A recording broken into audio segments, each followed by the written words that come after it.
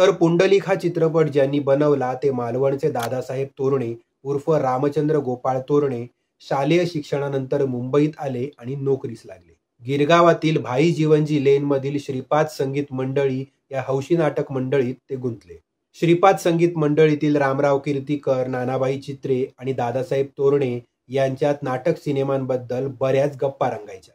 त्यातूनच born and shepherd या कंपनीकडे पडून असलेला एक चित्रपटाचा कॅमेरा घेण्याची कल्पना नानाभाईंच्या डोक्यात आली. त्यानंतर पुंडलिक या मूळ नाटकावरून चित्रपटासाठी पटकथा लिहिण्यात आली आणि जिथे नाज थिएटर आहे त्याच भागात 1911 साली दादासाहेब तोरणे यांच्या दिग्दर्शनाखाली चित्रीकरणास प्रारंभ झाला. चित्रपटाची कथा, पटकथा, दिग्दर्शक, अगदी लोकेशन सुद्धा भारतीय होतं. पण कॅमेरामन होता बॉर्न अँड शेफर्ड कंपनीचा जॉन्सन आणि चित्रपटावर संस्कार म्हणजेच फिल्म डेव्हलप झाली इंग्लंडच्या लॅबमध्ये.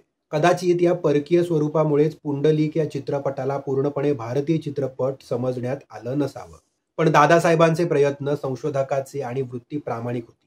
त्यामुळेच त्यांनी कथाचित्र बनवण्याचं धाडस केलं आणि त्या काळी कदाचित काही गोष्टी अपरिहार्य वाटल्यामुळेच त्यांनी फॉरेन कोलॅबरेशन केलं असावं. म्हणूनच कदाचित पहिला भारतीय चित्रपट असूनही पूर्णपणे भारतीय असलेला पहिल्या चित्रपटाचा मान पुंडलिक या चित्रपटाला मिळाला नसावा.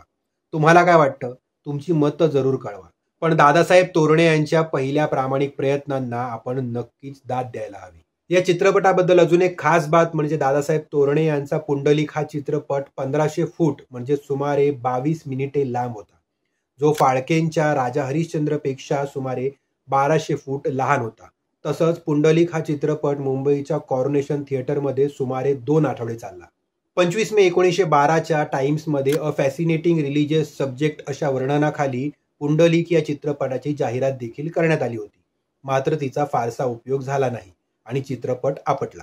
त्यानंतर दादासाहेब तोरणे यांची बदली होऊन ते कराचीला गेले आणि जणू या चित्रपटाच्या क्षेत्रातून अदृश्य झाले. आजच्या व्हिडिओमध्ये सांगितलेल्या माहितीपेक्षा अधिक माहिती जर आपल्याकडे असेल तर आम्हाला जरूर कळवा आणि आजची माहिती आवडल्यास लाईक, कमेंट, शेअर करा. चॅनलला सबस्क्राईब करून बेल आयकॉन प्रेस करायला विसरू नका. पुन्हा भेटूच एका नव्या भागात एका नव्या ऑफबीट गोष्टीसोबत. धन्यवाद.